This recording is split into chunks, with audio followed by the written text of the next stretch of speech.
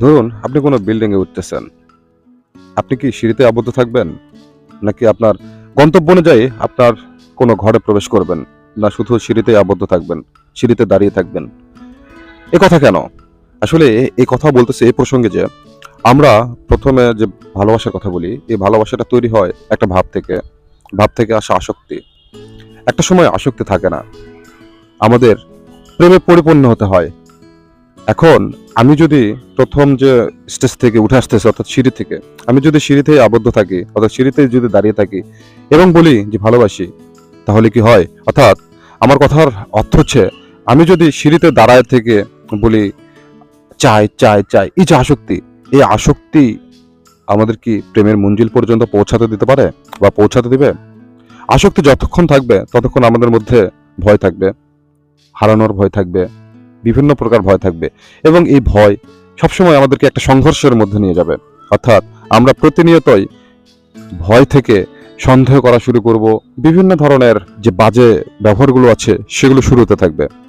কারণ ভয় কখনো প্রেমে থাকতে পারে না। প্রেম তো অভয় অবস্থা। দ্বিতীয় কথা হচ্ছে দেখুন, আমরা যদি আদিম প্রেমের কাহিনীতে যাই, ধরুন কৃষ্ণ এবং রাধা এবং কৃষ্ণের একটা পর্যায়ে ছাড়াছাড়ি হয়। অর্থাৎ ১৬ বছর, কথিত আছে যে ১৬ বছর বা ১৮ বছর বয়সে রাধার সাথে কৃষ্ণের শেষ সাক্ষাৎ হয়। তারপর যেটুকু থাকে সেটুকু হচ্ছে প্রেম।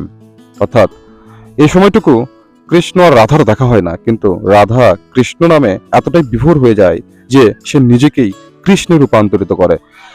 এরকম মীরার কাহিনী থেকে আমরা দেখি মীরা কখনো কিন্তু কৃষ্ণকে দেখেনি, কিন্তু কৃষ্ণ ভাবে সে এতটাই নিমগ্ন থেকেছে যে একসময় সেই কৃষ্ণে পরিণত হয়ে গেছে। যদি আমরা ইসলামিক হিস্ট্রির দিকে তাকাই দেখবেন জুলেখা এবং ইউসুফ, যখন জুলেখার মধ্যে কামনা ছিল, আসক্তি ছিল, পাওয়ার যে একটা তীব্র চিৎকার ছিল, তখন কিন্তু ইউসুফকে জুলেখা পায়নি। কখন পেয়েছে? যখন সে নিরাসক্ত, যখন সে প্রেমকে অনুধাবন করেছে, অর্থাৎ যখন সে ইউসুফ নামে বিভোর থেকেছে, অর্থাৎ নিজের মধ্যে ইউসুফকে ধারণ করেছে, তখনই সে ইউসুফকে লাভ করেছে।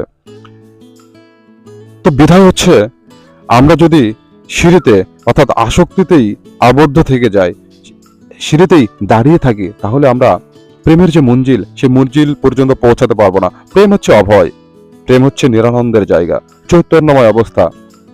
এটা একটা স্থিতি, একটা পর্যায়। তাই আমাদেরকে সচেতনভাবে দেখতে হবে আমরা আসলে আসক্তিতে দাঁড়ায় আছি নাকি প্রেমের মঞ্জিল পর্যন্ত হেরে যাচ্ছি।